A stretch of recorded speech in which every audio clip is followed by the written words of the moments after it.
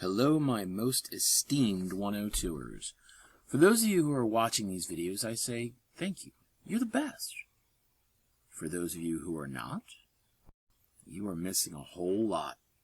From the emails I get from a lot of you and the submissions that you eventually submit, many people are skipping the overall understanding of these assignments and materials, opting instead to say, well, I think I get it. You know, I don't make these videos simply to show my department chair that I'm working on something. I do this for you. So I hope that those of you who are watching at least little bits of it are getting something worthwhile out of it. Now, I will just take a deep breath and continue.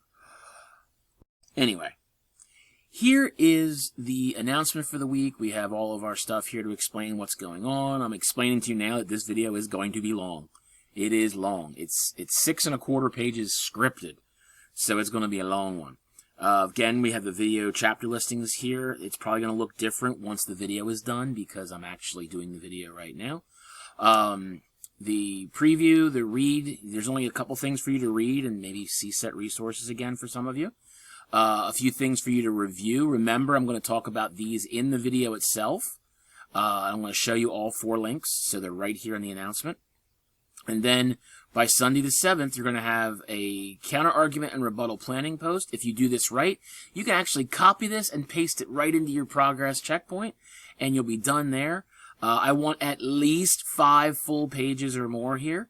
And if you need to meet with me, I'm happy to meet with you via Zoom. There's also an attachment, as always. So let's go back and take a look at the course schedule. Clicking on that. We'll close that.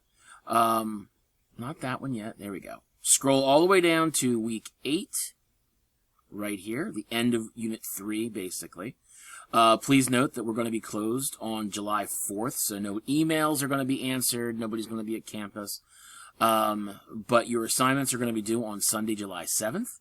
You have 2 things to read here. We'll be going over both of them, and you're going to have a discussion board as well as the progress checkpoint, which I will go over later.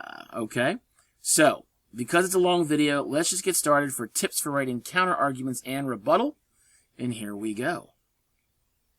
This page has some nuggets of information, but unfortunately it's rather quick and lacks a lot of solid discussion on not just what to do, but why we do it in the first place. I've sometimes asked people during a debate, did you just wait for me to take a breath so you could jump in and start speaking? Or did you actually have something of note to say? Seriously, how many of us listen for breaks in the conversation just to jump in without really listening to the actual person's words before we do? This probably should be person's actual words, but still.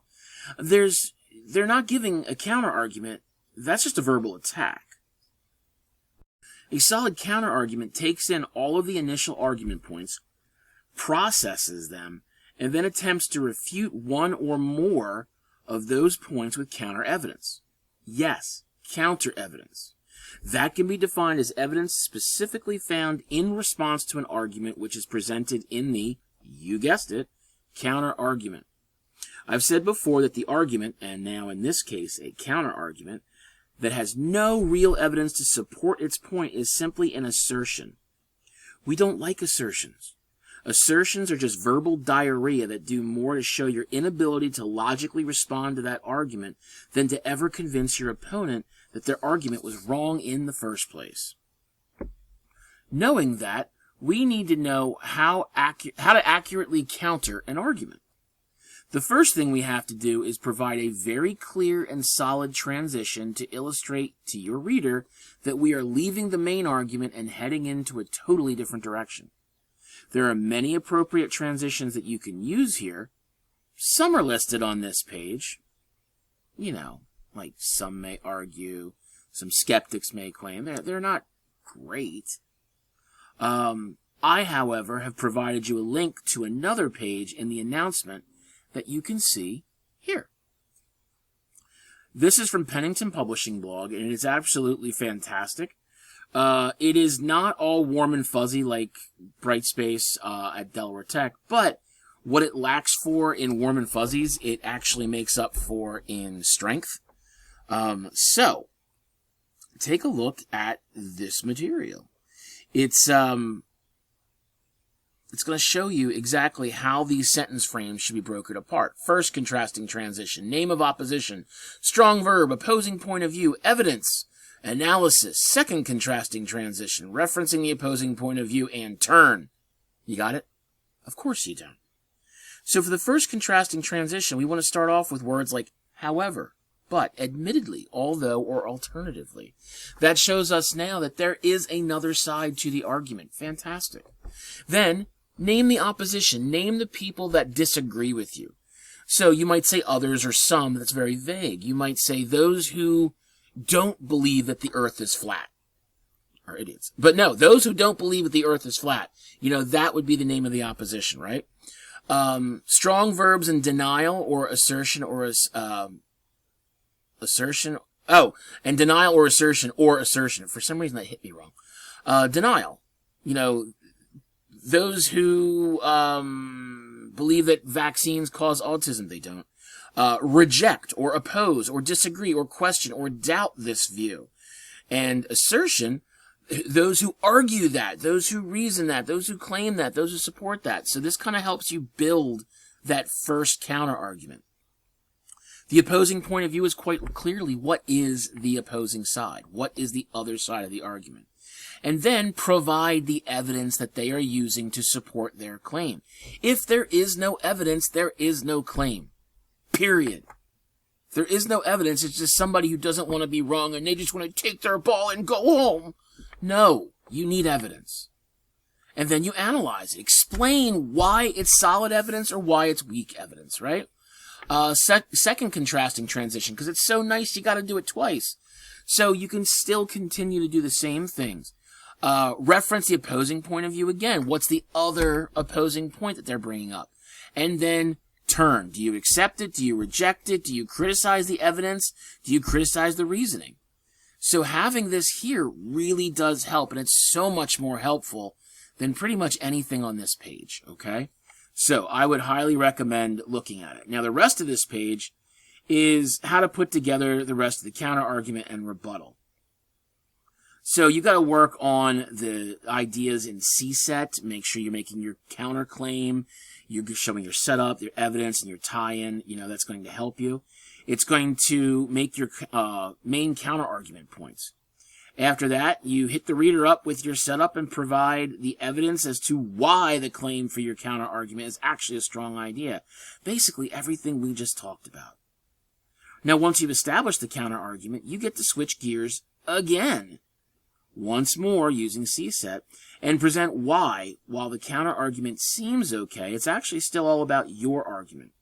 You can tear down your counter-argument here, right in this section here, rebuttal points, and you can show why the overall argument is still the strongest thing going.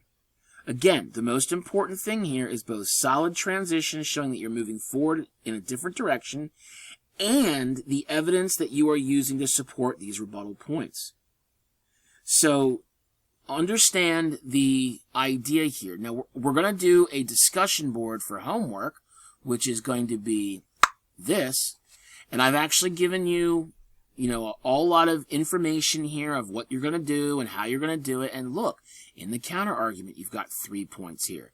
In the rebuttal, you've got 3 points here. But that's not good enough, Mr. Christopher. Great. That's why I have a sample post for you. Now, mine is rather long, which is fine. You can actually have a rather long one. But I actually labeled 1, 2, and 3, 1, 2, and 3, 1, 2, and 3, 1, 2, and I don't have a 3. Oh, I forgot to put that one in red. Okay. I'm sorry. But I have them all matched up here. So 1, 2, 1, 2, 3, 1, 2, 3, and all of that material is right there. I've combined them. Okay. So please look at the sample. If I do say so myself, it's pretty good. And that way you will be in great shape. Going back here, you can also look at paraphrasing in your argumentative research paper, which is right here. And that's kind of helpful. Unfortunately, this page is not, because it's not very good. First, you've already seen the whys and wherefores of paraphrasing before. Next, this page isn't really about paraphrasing to begin with. It's someone's rant about citing paraphrasing.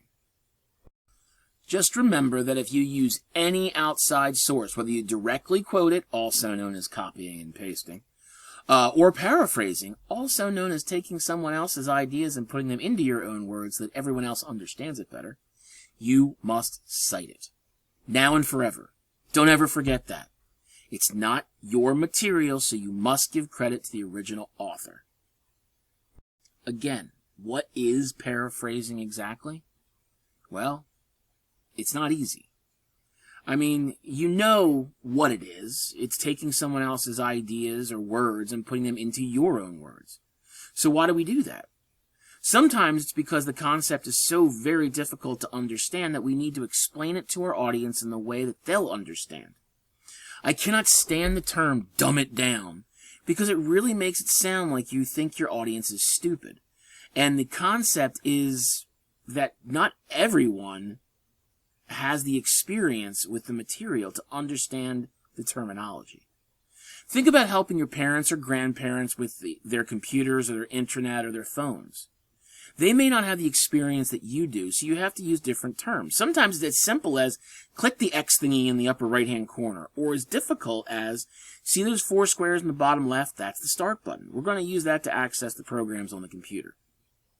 You can assume that people know, or you can't assume that people know, excuse me. The only assumption that you can make is that people don't know, truthfully. So that's why we paraphrase. We take these ideas that might not be understandable and make them understandable. Another reason we paraphrase is simply to make it sound right in our paper. By copying and pasting outside quotes into the paper, we're ripping our reader out from our ideas and throwing new ways of speaking at them. By paraphrasing, we can smooth out those rough edges. Be sure you don't play the synonym game, though. Don't take a sentence like, the big green dinosaur ate the treetops for food, and then say, oh, I have to paraphrase it so I don't directly quote it. So let's see, how do I do that? Then it becomes, the large, verdant, terrible lizard consumed the highest parts of vegetation to survive. We've got the big, large is big, verdant is green, terrible lizard is what we were always taught dinosaur actually meant. 8 becomes consumed, the highest parts of vegetation, treetops, to eat, to survive. Okay, well, guess what? It sounds awkward. It feels goofy, and it really doesn't work. Instead, what you should do is mix up the parts of the original sentence, which once again was the big green dinosaur ate treetops for food, and you're going to mix it up and kind of take the bottom and make it the top, and the top and make it the bottom, and kind of put it in a metaphorical blender to get. Treetops were an important part of a large dinosaur's diets, as they were easier to access from great heights. See what I mean? We're taking the bottom and making it the top. We're taking the end of the sentence and making it the beginning. We're taking the beginning and kind of making it the end. We're kind of mixing up the middle, and that way we're not playing that synonym game where we're changing treetops to the leafy tops, whatever I wrote, of vegetation and terrible lizards and things like that. We're basically using the words we have to use in a way that makes it more accessible. Anyway, what's the big takeaway from this page now that we've already actually talked about paraphrasing? Well, like I said, it's somebody's rant on citations, so this is the type of citing that you should do. Officially, the American Psychological Association, which is one we're using, states that you must provide the author, year of publication or update, and the location of the information, that's page or paragraph number, for the direct quote. Okay, great. The APA also states that for any paraphrase, you must provide the author and year of publication or update, but the location of the information is optional, which means that you choose to include it or not. They leave that up to your receiving institution and or instructor. Now, to be 100% honest with you, I prefer seeing the location of the information. Again, that's the page or paragraph number in every single citation. Why? In a direct quote, it's a rule. In a paraphrase, it shows me and your other readers not only where the paraphrase begins, right after the year, but also where it ends. Your reader never needs to guess if the next sentence is part of your paraphrase or the beginning of your tie-in. There's no muddy waters here, folks. Now, some of my colleagues are dead set against this, and I'm still not sure why. You're literally adding as many characters to this paper as you would if you typed in a telephone number. But whatever. So this is called bookending, and it's incredibly helpful for everyone involved. So as you can see here, the parenthetical citations, we have, our claim, we have our setup here, we have our year, then we have our paraphrase, and we have our location of the information. Great, it's showing us how to do this, and then down here, we show all the citations, and here's the bookends, right? Setup, evidence, and citation at the end. Look, we have it right here. Setup. We have the authors, we have the transitional verb, we have all of our evidence that we've now paraphrased, and we have our citation at the very end to tell me that the next sentence is going to be clearly part of the tie-in. So we can do it down here. Now, you do not have to do the Unit 3 paraphrasing practice at the end of this page unless you really want to. I'm very happy to receive it, comment on it, and return it to you if you'd like to work on it. If not, it's no skin off my nose, okay? So, why are we so worried about this? Well, the American Psychological Association formatting is not the easiest thing in the world for anybody. The reason I know it so well is because I've been using it for close to 20 years. But, what do I have for you? Well, on the announcement, there are 3 links I want to show you. The first one happens to be the apastyle.org. apastyle.org, okay? And the apastyle.org is literally the American Psychological Association page to show you all of the different grammar guidelines and styles, in-text citations, references, everything that you need. You get points taken off in your papers because your capitalization is wrong, take a look at the references. You don't know how to put italics in there, use the references, okay? Now, this is a great page. However, the problem with it is, I'll just click on this. There we go. The problem with it is it's written for people who kind of know what they're talking about a little bit, so it's not warm and fuzzy again. If you know where to find it, all the material is right there. If you are a little confused by it, you can always email me, but all the information is here, and of course, there's the search icon, right? Okay. After this, we have a wonderful page, the Purdue University Online Writing Lab, or OWL, OWL. And here we have, I linked you directly to the APA Style Edition page. Otherwise, you go right to the University Writing Lab, which is here, and it takes you right there. Now, I'm just going to go back to where I had it. There we go. You can use the in-text citation machine. It's not perfect. I've talked about that before, and I'll talk about it again. But it has everything you need for any phase of the writing process. The APA section is readable and amazing. It's literally written for college students, okay? You can search for whatever you need to, and you'll be in great shape. Just make sure you're using APA version 7. So clicking on here, you've got in-text citations, you've got all the things about references. It's wonderful and beautiful, okay? Yeah, good, okay. And then finally, I have what I consider to be my favorite one, the best source that you can use for APA at Delaware Tech, the color-coded APA Citation Style Guide, created by Delaware Tech for Delaware Tech students. You, the students, are literally the intended audience for this, so everything is presented in an easily digestible format with many wonderful examples, as really you could possibly ask for. You don't know where the authors are? Well, the authors are in red. Oh, then these must be the authors. The years are in green. Oh, here we go. What's this? Oh, the titles of books are italicized and in sentence case. That's what they say here. That's what Mr. Christopher keeps saying. It's in purple, so there they all are. It's fantastic. If you can print this out and keep it with you, obviously color would be best. You'll be in absolute fantastic shape. Otherwise, you're kind of stuck with, guessing and maybe using the citation machine tablet thing that Purdue has here. Now, you may be thinking that provided APA reference citation machine from the Purdue, or even the references they give you on the databases are perfect. They're not. In my experience, they always get the capitalization wrong and sometimes screw up the punctuation and italics as well. As I will be holding you accountable for the correct format using these sources, really create the references yourself and you're going to be in the safest space. All right, now we're to the homework.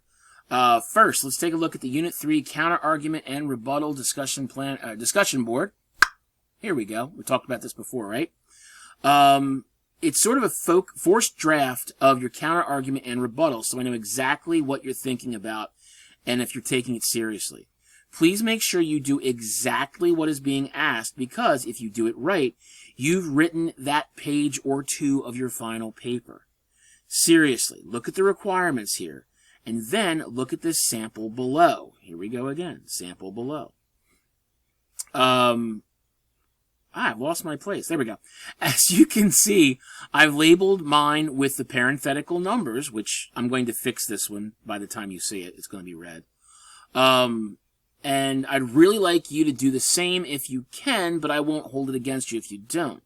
I just want to make sure that you know that the more work you put into this, the less you're going to have to create for next week's final or 2 weeks' final paper. Establish your argument thesis first, and then go through and create a minimum of 2 counter-argument points with at least 1 source. I did use 2. And then a minimum of 2 rebuttal points with at least 1 source. Yes, it's going to be longer than most discussion board posts, but you can literally take what you've done here and paste it into your final paper. What you see here, all of this, if you copy and paste it into Microsoft Word, and make sure you set the font size and spacing correctly, which is 12-point Times New Roman, half-inch margins, double-spaced. That's 1 2/3 pages of your final paper. If your argument was, say, 2.5 pages, that's probably a bare minimum, you're looking at over 4 pages of text already completed with your background, introduction, and conclusion to go. You're welcome. Finally, the Unit 3 checkpoint will be you submitting the material that you have done to me so that I can review it and give you feedback on the most important parts of the paper prior to submission in 2 weeks. Basically, I will be looking for your side of the argument, encompassing a minimum of 3 argument points. 3 argument points, not paragraphs. It could be it should be multiple paragraphs, but it could be 6 paragraphs. But at least 3 points, okay? These should all be developed using CSET formatting. Oop, I need to click on this page. There we go. CSET formatting. And you have to use multiple sources that have already been approved. Your counter-argument must also be there, which you just did in the discussion board. So if you do that first, you can just copy and paste it right into here, which would be absolutely fantastic. Also in CSET formatting, and then you have to show me a minimum of 2 counter-argument points using multiple approved sources, and your rebuttal, again, CSET, multiple sources, possibly 2 paragraphs, or 1 great, big, amazing paragraph. If you do that, I will be looking for detail, and I will be looking for source material. I will be looking for cohesion, the way each section works seamlessly into the next. And I will be looking for the supporting ideas which build up and tear down these thesis statements and topic sentences. All of this is important in the development section. Honestly, if you're going to ask me how long this should be, I would say that your entire development section should be probably 5 pages or more. Okay, that would be background, your argument point 1, 2, and 3, your counter-argument point 1, your counter-argument point 2, your rebuttal 2. That's your development. Now, if you have been working on this the past few weeks and done a little bit at a time, then you're in really great shape. You're not even stressed in the least. If you skip the videos or you're just kind of saying to yourself, oh, nothing's due until the end of the semester, I'll catch up at the end, then you're probably going to be bad-mouthing me and pulling your hair out. I want at least 5 pages to look at for this. Don't give me 2, don't give me 1, don't give me 3. If you give me 4, I'm going to grumble, but I'll accept it. But still, 5 or more is best. So, just so you know what's going on, let's quickly take a look at what you need to do in the development. And then next week, not next week, 2 weeks, the final paper is due for your grade. So let's buckle down. So here's the sample and directions that I have attached to the announcement, like I have every single week of Unit 3. You can find it at any of the announcements at the very bottom. Reread through these instructions. The most important part for me to remind you right now is the fact that it must be a minimum of 7 full pages, not including title and references page. You must have 3 additional sources for a grand total of 7. I know it says 6 up here, but again, if we do the math, 2 in Unit 1 plus 2 in Unit 2 is 4, plus an additional 3 in Unit 3. 4 plus 3 is 7, folks. That's right. I don't know why their math is so bad, but I'm going to fix that for next semester. Make sure that you have this done in APA format, okay? Again, you're going to have your introduction. I'm not too worried about that now. Your background is going to be establishing the context of the controversy. What does that mean? Basically, it means give your readers enough information so they understand your argument. Explain any of the difficult points in this section. It should be probably a good half to 3/4 to a full page for a good background, okay? Then 3 reasons in your argument. It is not 3 paragraphs, it is 3 reasons, okay? So this is where you give your claims, your reasons that support your thesis.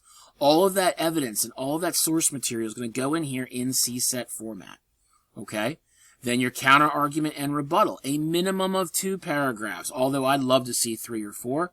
The counter-argument should be at least one incredibly well-written paragraph, and the rebuttal should be 1 minimum well-written paragraph. That would be 1 plus 1 equals 2, so make sure you have at least 2 paragraphs, although I will be looking for 3 or more.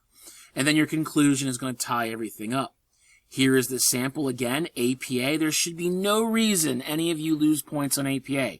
Obviously, you change student's name with your name.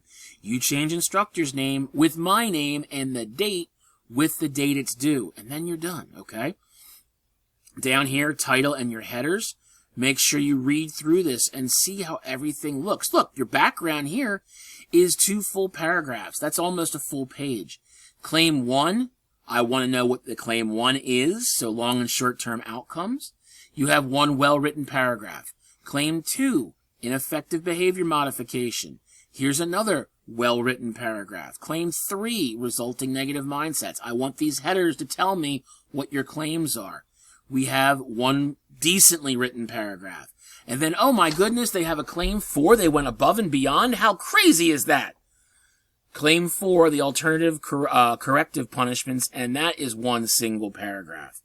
When we get down here into counter-argument, I have 1. Oh my goodness, we have 2. That's crazy. And then under rebuttal, we have, oh my goodness, we have 2 there as well. Don't go for the minimum, okay? Then we have our conclusion, and as you can see, this is like what? 2, 3, 4, 5, 6, 7, 8, 9. It's 8 pages and 2 lines, okay? That's pretty good. 7 to 8 pages.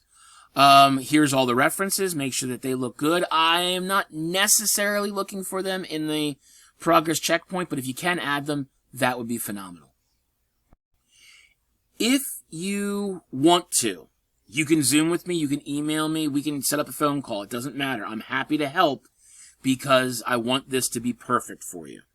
If, however, you aren't even paying attention to this and you're just submitting what you're submitting, then I'll just wait to see your email or your submission on the, the 7th? So that'll work, okay? It's very important, folks. I'm trying my best to give you everything you need to succeed in this paper. If you listen to me and follow these instructions, you will be cruising to the end. If you skip the videos and you just think you're doing it right, you take your chance by spinning Fortuna's wheel. Please don't leave it to chance, okay? I'm trying to make sure you're ready. And that's it, folks. It's a dense, long, and detailed video, so review it, rewatch it, pay attention to it. Good luck. Let me know what I can do to help you. And I'll be trying my best to make fun of all the posters on our neighborhood Facebook pages who are commenting about the fireworks causing their dogs to have anxiety attacks.